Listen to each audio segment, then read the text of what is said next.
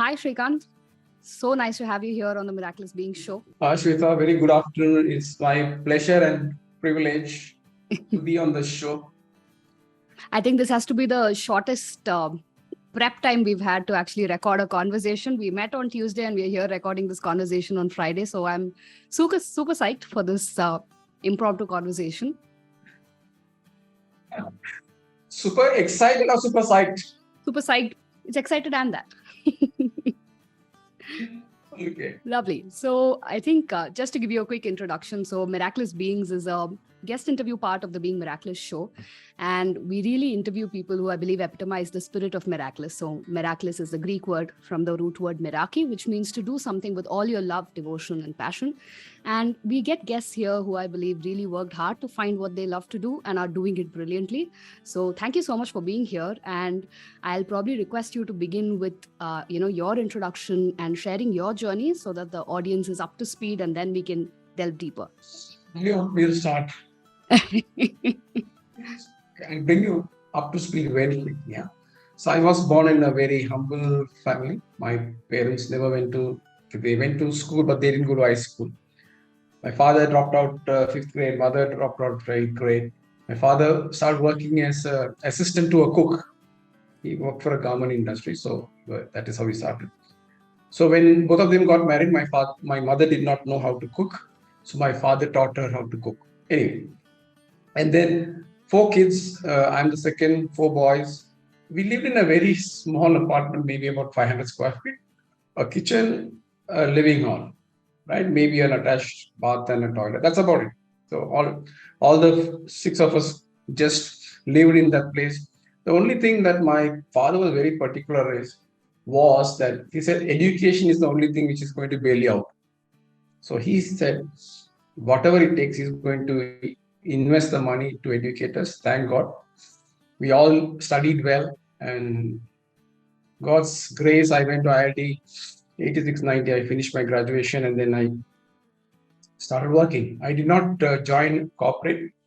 86, said, okay, let me just explore something in my own and did a couple of startups. Didn't go all that well. And then joined a startup. By that time, 5 years had gone by and I got married as well. And then I got opportunity to work for a UK-based IT services company when they were setting up their subsidiary in Rwanda. I was the first employee, grew that organization to about 500 people in like 5 years. When I left in 2001, I joined in 1995, November 2001, Jan, and I left. I was the country head I had to leave because I was not getting along with my boss. So that's a different story. Came to Bangalore, worked for Samsung for some time, and then I worked for Microsoft. In 2005 is when I felt that, hey, I'm getting stuck in my career. I need to do something about it. So I reached out to somebody who called himself a coach and then went through the journey of being coached. That time I made up my mind. I've done with corporate. In about another 5 years, I'm out. So by the 20th year of completing my tenure in the corporate, I need to get out and do something in my own. So luckily, I got introduced to the ICF way of coaching. Microsoft had got a gentleman by the name David Rock, Neuro Leadership Institute. So he came in person, he delivered the training. I really liked the concept of coaching. I'm going to take a leap of faith and get into it quick, Microsoft, without realizing, hey, coaching skill is a separate skill, business skill is another skill. So started without knowing anything, failed. Miserably, I failed. 1 year I did that, thing worked in my favor. Then I did a couple of startups with my friends. And then suddenly realization came, you let the corporate world to do this? No. Go back to coaching. Went and upgraded myself as a PCC. In 2016, I got my PCC. Again, 2017, I want to set up a coaching business. Invested a lot of money and unfortunately got cheated. So I said, enough, no more coaching, go back to consulting. So 2018, I started working for a Indian-based startup, consulting. I was doing quite well. It was in wellness space. I really enjoyed the work that I was doing. I'm into wellness, running, and this and that and all. Then 2020 March, pandemic hit. I lost my assignment. Then I said, now what do I do? So my son also was exploring a couple of startups. He also didn't know what to do. So both of us together, we said, okay, now let's do this. For the third time, touch wood, we have been doing extremely well. Of course, we had our share of ups and downs, but yeah, it turned out to be pretty good, pretty good. So right now, I only do coaching. When I say coaching, any work related to coaching. So people, clients that come to me on their own, corporates who reach out to me, aspiring coaches, they come to me, I mentor them. And I work with a couple of training organizations, which is delivering coach training, do some work for them. So that's pretty much my journey is so far. Thank you for sharing your story so beautifully and being very authentic about all the ups and the downs through the process. And the first question that probably comes to my mind is through these ups and downs, what were top 2 or 3 lessons that you learned that stay with you even after so many years? One of the top 2 or 3 lessons. Okay. Regardless of what is happening in your life, this has really helped me to stay true to my core values. Right? So I have worked for big corporates, Microsoft being one of the biggest corporates. So I have, what I'm going to say may not go well with people who are listening to it. There's something that I for some reason I'm not still able to align is that people who don't do the work take credit because they have I don't know, whatever you call it, they have the gift of the gab or whatever you want to call it. They take credit from the people who are doing the real work, right? So I said, whatever happens, I'm not going to do that because that does not align with my values, right? So even through the struggles that I was going through, I said, whatever happens, I'm not going to compromise on my values, right? So that has actually kept me in good stead. It's like it's like the compass. So you have a destination to go, and if you're going off, then the compass will put you on track. Just to reach the destination, I didn't want to take shortcuts, right? I had to fail, absolutely, yes. So, yeah, no matter what happens, if you stay true to your core values, eventually you will emerge victorious. So let me put it that way. That is one thing. And the other thing that I strongly believe also is that if you are going through a challenge, I don't know whether you believe in God. I believe in God. Is that God is putting a challenge in front of you because He truly believes that you can handle it. So that is the way that He helps you to grow, right? So these are the 2 biggest learnings. So anything which comes my way, yeah, at that point in time, I may get a little hassled and rough, but eventually I know I will go through it. Beautiful lessons, right? One, staying true to your values, and 2, believing in that God or higher force or whatever you have your faith in to know that you will be carried through no matter what. That brings me to a question which usually, these things that I face when I work with millennials, right? It's one thing to, when you know your values and then to live through it, right? To make choices by it and abide by it. But for, say, Gen Zs or millennials who are still in that stage of even identifying what their values are, how would you say they can approach it? Because it's one to know that, hey, I know I stand for ABC and I will not compromise on these values throughout my life. But for those who do not even know what those ABCs are, how would you recommend they get started in discovering that value for themselves? If I have to recommend something, I would say role model. Yeah.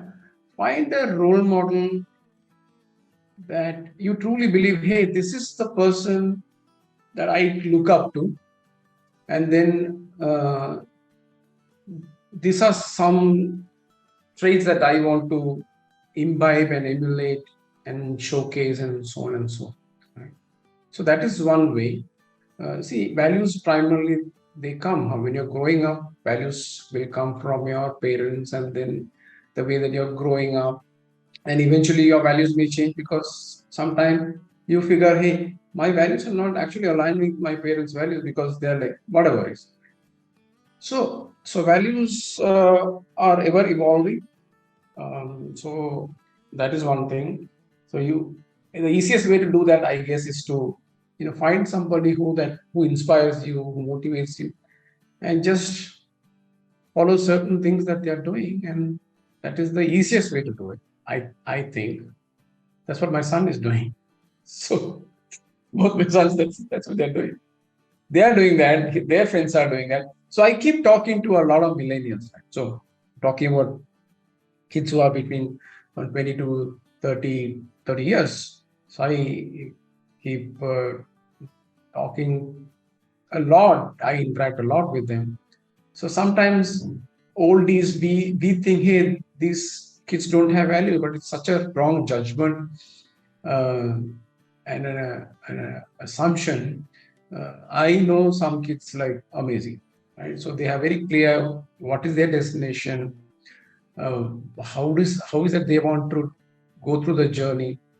I'm looking at some kids who are like some 25 and thinking, when I was 25, did I really have the kind of a vision these kids are having right now? Maybe the answer is That is true. I think the internet era has forced them all, or at least exposed them all to so many things, all of us included, right? That we couldn't even right. imagine in our Yeah. childhood, probably. And the one thing that comes to my mind also is that, you spoke about how, this is probably your third attempt at setting up a coaching practice. And, there were failures before that. And I'm curious in terms of, what kind of lessons did you learn through that process? And how did you find the courage to begin again? See, this is, I don't know, I have still learned the lesson. A lot of people ask me these questions.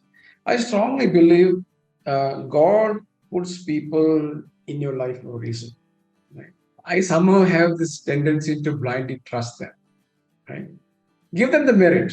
So God has put somebody in your life, give them the merit and go with whatever they showcase them to be. They may be authentic, they may not be authentic. You don't unless they're tested, right? So if they turn out to be authentic, that means you have a person for life, and if they're not authentic, you learned a lesson.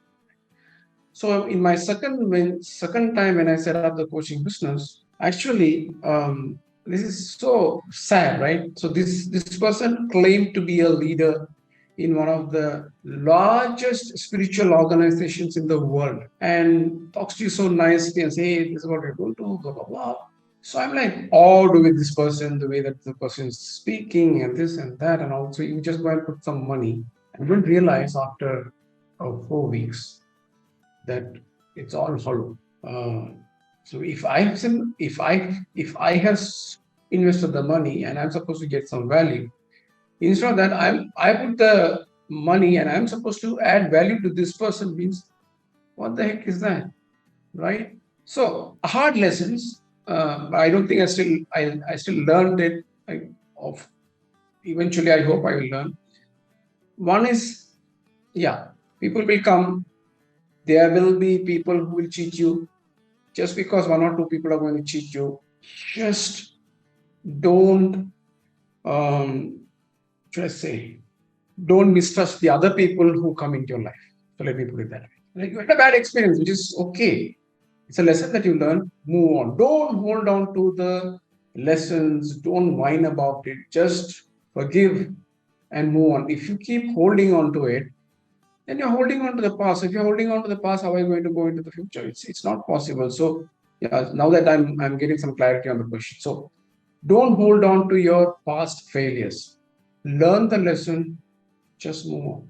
Beautifully said, right? Just because your past interactions, if there was a failure, not to view everybody with the same lens and be able to trust and do again, and not hold on to what happened in the past. I think that's powerful lessons there. And uh, if we were to digress a little bit, I think one of the reasons we got talking was from one of your LinkedIn posts. And for those of you who don't know, Srikant is a Great LinkedIn creator. So please go check out his profile. He shows up almost every single day and posts something great and informative there.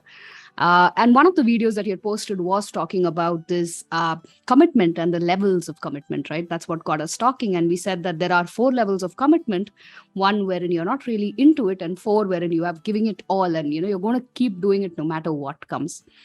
And we were talking about this distinction that when it comes to our work, when it comes to responsibilities that we have committed to other people, to the external world, no matter what, we kind of reach that level 4 wherein, we have to save our face. So, we have to do what it takes because we've committed to it. But when it comes to our personal goals and things like that, we always are somewhere between a 1 and a 2. And, if maybe when time permits, that's when we'll do it. Curious to hear your take. What makes this commitment so different between our personal goals and other goals? Okay, let me just rephrase that.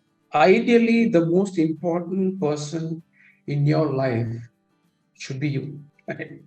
So it's like when you get into the flight and the flight attendant takes you to the safety instruction, they say, put the mask on you first before, in case of emergencies. Right?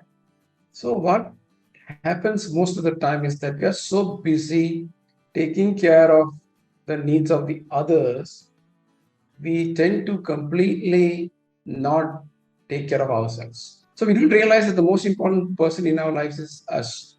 For me, it is me. For you, it is you. So when I say that, I don't mean be selfish, right? Only if you take care of yourself, right, you can be of help to others. If you have to monetarily contribute to somebody else's life, you need to have enough money to do that. So just in simple terms, you need to be surplus in any area that you want to help somebody else. You need to be surplus in time, you need to be surplus in money. Unfortunately, a lot of us don't realize that. So it's all about, hey, the focus is not you. That's the reason they don't commit yourself, right? All of us know theoretically that we need to maintain our health and all of that. All of us know that. Yeah, how to reduce weight. All of us know that. It's just that we don't do it. So this gentleman passed away. His name is Jim Rohn. He says, what is easy to do is not easy to do. For example, can you do 10 push-ups every day? 10 push-ups. That's it. You wake up in the morning, do 1 push-up. After 1 hour, you do 1 push-up. So 10 hours during the day, you can do 10 push-ups. So will 10 push-ups doing on one day, will it make a difference? It may not make a difference. Will it make a difference if you continue doing it for about a week? It may not. If you continue doing the same thing for about a month, will it make a difference? Of course it will make a difference. If you do this for 1 whole year, will it make a difference? It will make a huge difference. So basically, what is easy to do is not easy to do. So when you just have to commit to smaller things, right? If you can't commit to bigger things, okay, it's okay. So let's take things step by step. How do you run a full marathon 42 kilometers? By just taking a few steps forward. So if we just can commit to smaller things and be true to ourselves, I think it should not be a problem, right? Your language has to change. Yeah. If you say, I will, you know that, I'll try. I'll try means it's not happening. It's a done deal. It's done deal. Okay. So it's a done deal and not I'll try. And what you were saying reminded me of this quote. I don't remember which book I read it, but there was this place where they said that we overestimate what we can do in the short term and underestimate what we can do in the long run, right? We try to pack our hours and our to-do list today, and we don't realize that if we were to do very small things and stay committed to it in the long run, the results are far more deeper, right? Yeah, true, very true. And the other thing that also comes to my mind as we talk about personal commitment to ourselves, right? One of the things I've seen you talk about is this concept of self-leadership, right? Taking ownership of yourself and really, maybe rather than me telling what is self-leadership, I'll open it up to you. When you say the word self-leadership, what do you mean by it? It's very simple. Walk your talk. Just walk the talk. Yeah, just going back to the same thing, commitment. If you say that you're going to do it, just do it. So they say, especially parents, right? So they want their children to do this and hey, don't watch TV, study, blah, blah, blah. And you tell your children, don't watch TV. And if you just keep watching TV, what are they going to take away from you? Right? So I got 2 kids. Till date, I have never told them to study. if I want them to study, all that I do is, I mean, you're not watched TV for like, I don't know, for 20 years or something like that. Switch on the TV, take a book and start reading, and they look at me and they start doing the same thing. Right? They say, monkey see, monkey do. They say that. I mean, I'm sure you heard of it, right? So it is better to demonstrate what you are expecting out of others. I just took my kids as an example. Demonstrate. This is what I'm expecting out of you. Just do it, right? Let them see you and let them do it. It's simple. Self leadership is not a big thing. Just walk the talk instead of just sitting there and preaching. Just do it. That's about it. Interesting. And in an age where, we talk more than we do, I think this is a very interesting, it's probably the need of the hour wherein we are able to do it first and then talk about it.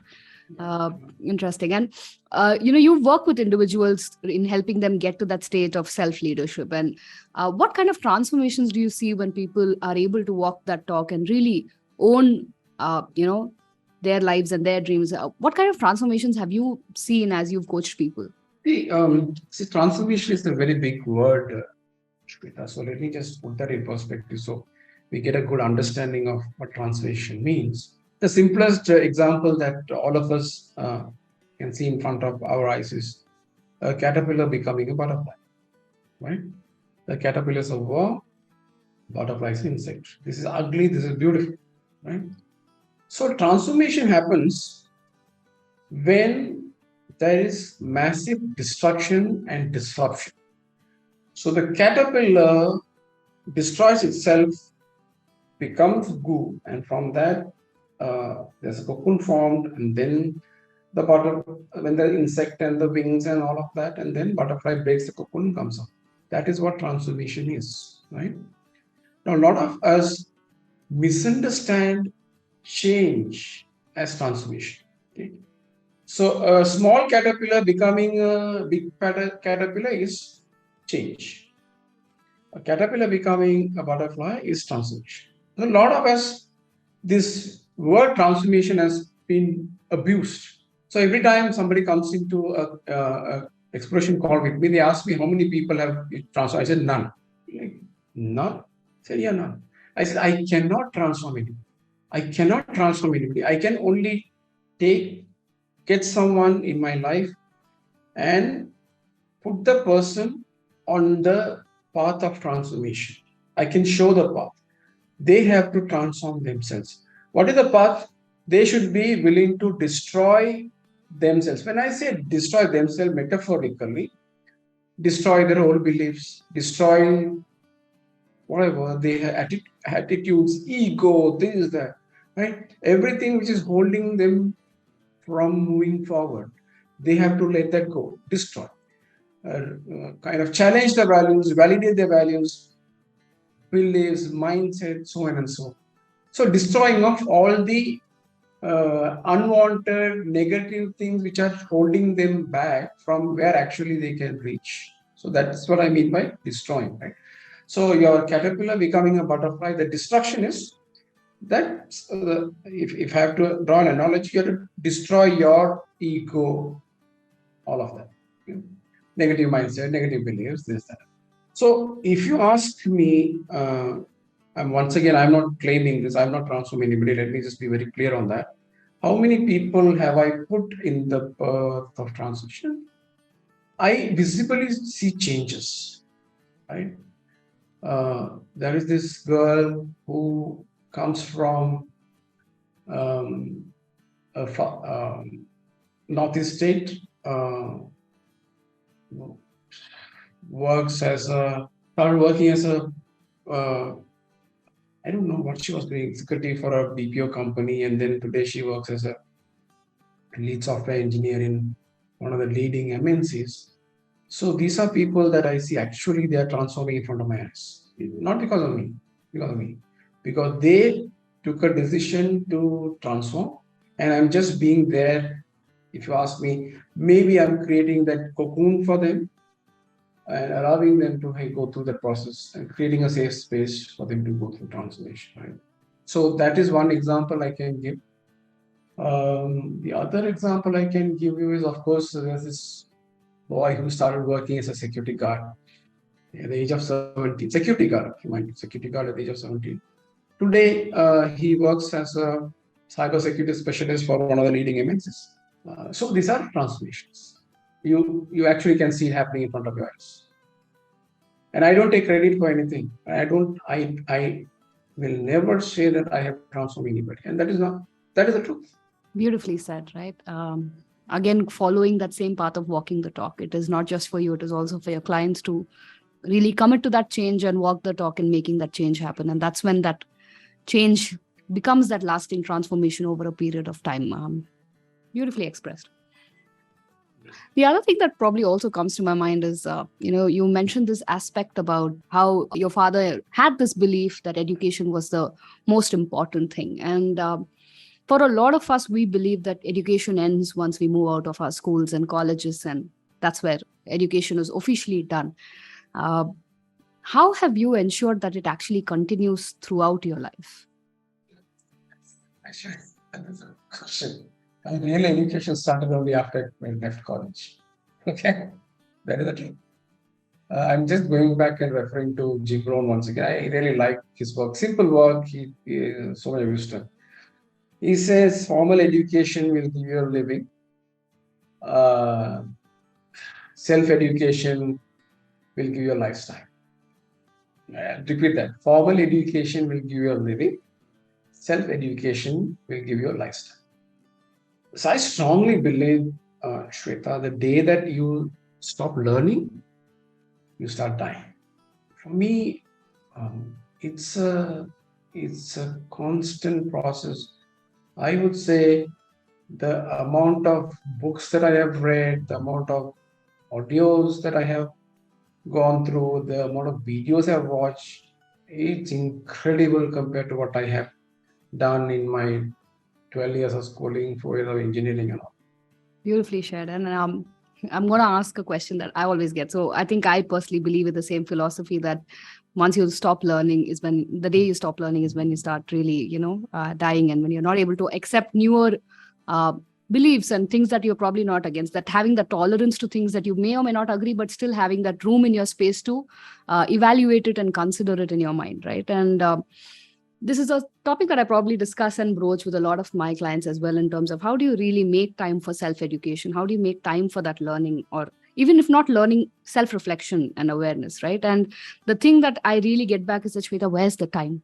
Where's the time? We are so busy. We are so busy hustling, doing this and that. Where is the time? So I'm going to ask that to you. For those of them who probably believe that, yes, education is important and it is necessary, where should they hunt for that time that they can't find? Let me ask you a question. 1 hour in a day is what percentage of the total day? 4%. It's 4%. Yep. So if somebody tells me I don't have 4% of my entire life for my learning, I'm like, wow, really? 4%? Okay, 4% is too much. Not 2%. So if you're telling me that you can't take 30 minutes out of your entire day to learn something to improve yourself, I find it very difficult to digest. It is not about time. It is about the intention. How much time do you watch TV? Okay. How much time? Okay. I used to work in the corporate. People used to go for smoke break, and I don't do that, right? So I'm like, odd man. No, I don't want to waste time. You will go out and smoke and you will gossip and all. How is it going to help? How is it going to help or add value to my life if I come and hang around with you? Right? So it's about the priorities. It is never about the time, Shweta. It's never about the priority. It is your priority and it's an intention. I always tell even my clients, they come and tell stories. Jim Rohn says something. I quote Jim Rohn because he tells such profound wisdom he shares in simple manner. He says the story that you told, it doesn't fit in this box. So if you're telling me I don't have the time to read a book for 15 minutes a day, if I don't have the time to listen to an audio for 15 minutes a day, then I have a problem with that. Okay, let me just give a shortcut. Okay, so you can combine one activity with another activity. Okay, so if you want to be if you want to stay physically fit, you need to do some activity. Let's assume that you decide to go for a walk or a jog or something. Subscribe to Audible or Spotify or whatever audio. Just plug it in your ear and just do that. You'll do two things at the same time. They're completely disconnected, right? So it is not multitasking. So whatever you hear going, whatever doesn't go in, but you will get both of them done. So one tip. The other thing, I don't have the time for my own fitness. These are lies. Pure lies. Yeah, absolutely. I think the number 4% will always remain with me. And also the fact that it's never about the time, it's the intention and the priority to get something done. We go back to that. It's a done deal, not. Yeah, it's a done deal. Yes. I'll try. Lovely, Srikant. I mean, great pearls of wisdom here. And usually with all our guests, we have this rapid fire segment. Are you game to do that with us?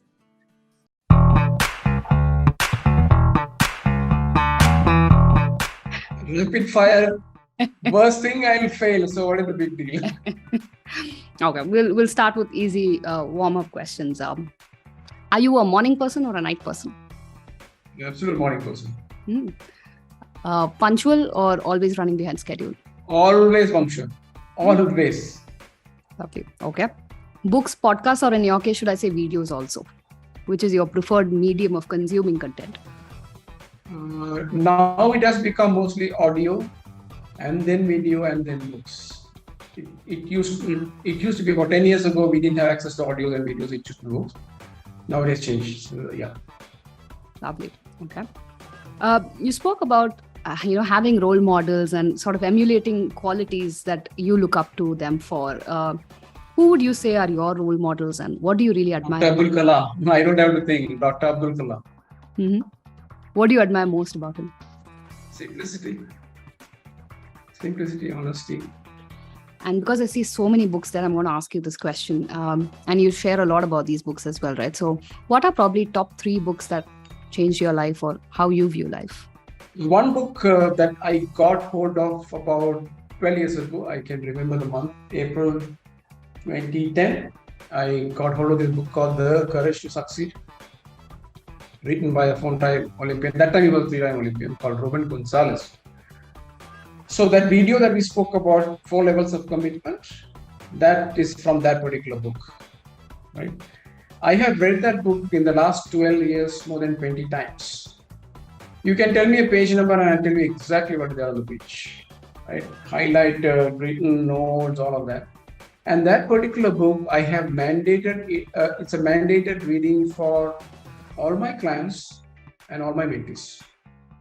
And in the last 12 years, I must have gifted it to more than 200 people. Many people come on an explosion call, they complain. I just take their address and say, yeah, take it. It's my gift for you. That is the topmost. Okay. There is many other books. As far as coaching is concerned, I read a lot of books. One of the books, if you're a coach, very recently I had recommended this book called The Heart of the List of Focus Coaching, written by Marian Franklin. It's a fantastic book. So far, the best book that I have read on coaching is a book titled A Shift in Being. Very deep. So very deep. Yeah. So these are top of the mind. Abdi. Do you believe in routines? Yeah, of course. Absolutely. Absolutely. So if I were to ask you, what are top 3 non-negotiables in your routine? When I get up in the morning, before I talk to anybody, I have to brush my teeth. Without brushing my teeth, I will not talk to anybody. The moment I wake up, it doesn't matter what time it is. It could be 2:30, 3:30, 4:00. I will have to brush my teeth. Without that, I cannot talk. So that is one routine. top of the mind routine, that is. The other routine, which my wife is not very happy, is that I need my food on time. My breakfast has to happen between 7:30 to 80, 7:30 to 8. My lunch has to happen between 12:30 to 1. My dinner has to happen between 7:30.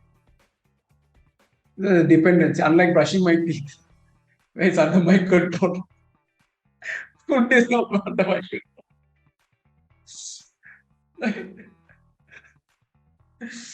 Okay, so that is one routine. Uh, and the other one is my fitness.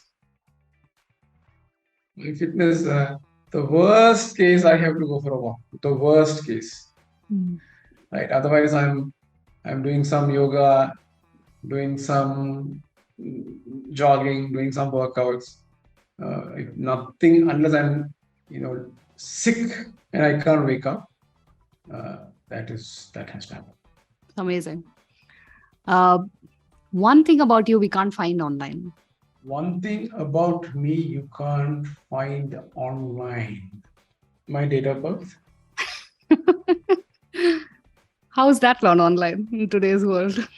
So anyway, we can try as much as they want, but they won't find it. I hope the listeners are trying other things than doing that. Okay. And this is the last question I have from my side, but what is the one takeaway that you'd want listeners who've spent probably the last 30, 35 minutes listening to our conversation to take away in their lives? This is something that I actually teach my clients. The way that companies have a vision and a mission for themselves, you as an individual need to have a vision and a mission for yourself. Otherwise, if you don't have a vision for yourself, how do you know where you're going? Yeah. So it can be as easy as it can be, but just create a vision for yourself. This is where I want to end up in my life. If you can put a vision, and then you will get some methods to make that happen for yourself. If you don't have it, then there's a problem. So powerful. Thank you. And I know I said that was my last question, but I have one more. Is there anything that you probably wanted to share with the audience that didn't get covered in our conversation till now? Okay. A lot of people ask me this question. Because you know that the only thing that I know I do is coaching. People ask this question, do I really need a coach? The answer that I give them is that Warren Buffett, Bill Gates, Michael Jordan, all of them have coaches. What makes you think that you don't need a coach? I should put a snippet of this audio in my landing page.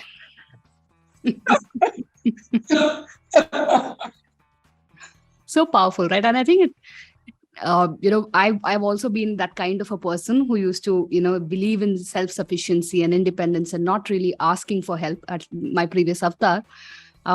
So, we're trained and conditioned to believe that we don't need help. And rather, you can be miserable and fail, but you don't ask for help, right? That is considered a weakness, but not, stupidly taking longer times to learn the same thing. That is considered bravery in our society. So maybe if we were to go a little deeper in that, how would you recommend people listening into to identify when they should approach a coach? Actually, they should approach a coach anytime in their life. See, if they are going through a challenge, reach out to somebody who can help you get out of that challenge. Or if everything is going on well, question yourself, hey, is that all that I want to do in my life? Yeah, so there's no time. You just go reach out to somebody and ask this question. Very powerful thought, right? Because often, when people say, what kind of problems do you solve as a coach? And I'm like, it's not problem solving as a technique. It is, it can simply be that you have a higher vision, or, that you have a higher potential that you can reach. How can you really live that today and not just have it in your mind as a dream for someday? Powerful. Thank you. Thank you so much, Srikant. I think the best impromptu conversation I've ever had on this podcast. Really appreciate it. It's such a pleasure, Shweta. For me, impromptu conversations work much better.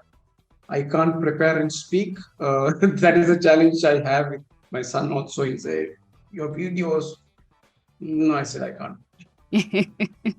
It happened. If it doesn't, it happened. Deal with it. That's it. Yeah. Absolutely. I'm so glad that you came on here to have that impromptu conversation. Really appreciate it. And we will redirect our listeners to find you on LinkedIn, stay connected with the many amazing content that you create there. Yeah. Thank you so much, Shweta, for having me here. Was a wonderful conversation. We connected last week. We just connected 2 days ago. Yeah. Yeah, absolutely. Fantastic. Pleasure. Thank you. Thank you.